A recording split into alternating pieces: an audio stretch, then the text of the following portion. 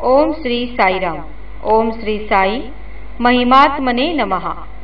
महान व तेजस्वी आत्मस्वरूप श्री साईंना आमचा नमस्कार असो.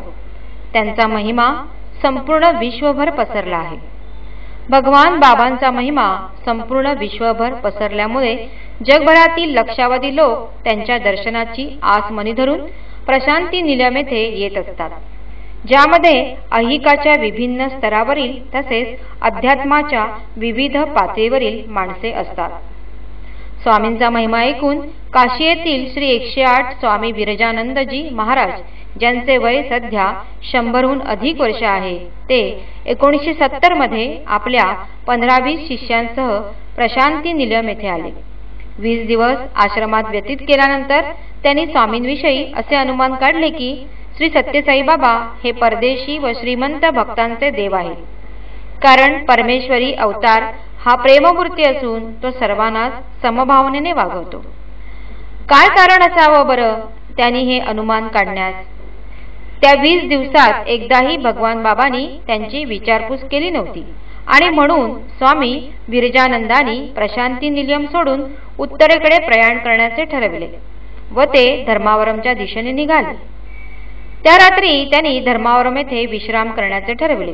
त्याप्रमाणे ते एका खोलीत व शिष्य दुसऱ्या असा त्यांनी मुक्काम केला. थोड्या वेळाने त्यांच्या खोलीच्या दरवाजावर थाप पडले. कोणीतरी त्यांना विचारत होते, मी आत येऊ का? स्वामी विरजानंदांच्या परवानगीने आत आलेल्या व्यक्तीने अत्यंत नम्र स्वरात सांगितले, स्वामीजी, भगवान बाबांनी मला तुम्हाला पुट्टपर्तीला घेऊन येण्यासाठी पाठवले आहे. त्यावर अत्यंत रागाने विरजानंद म्हणाले, मी येणार नाही. ते श्रीमंतांचे देव आहेत.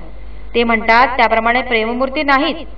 हे ऐकल्यावर ती व्यक्ती म्हणाली, मी गाडी आणली आहे व तुम्ही माझ्याबरोबर येईपर्यंत मी इथून जाणार नाही. त्यावर केवळ नाईलाजाने विरजानंद त्यांच्याबरोबर निघाले.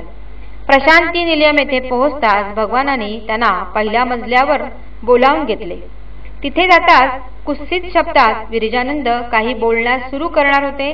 त्यांना थांबवत स्वामी म्हणाले, आधी आपण भोजन करूया, मग तुम्ही जे हवं ते मला विचारू शकता. भोजन झाल्यावर भगवान बाबांनी स्वामी विरजानंदांकडे पाहत आपल्या उजव्या हाताचा तळवा दाखविला. तो पाहताच विरजानंदांच्या सर्वांगाला घाम फुटला. त्यांना काही सुचेना.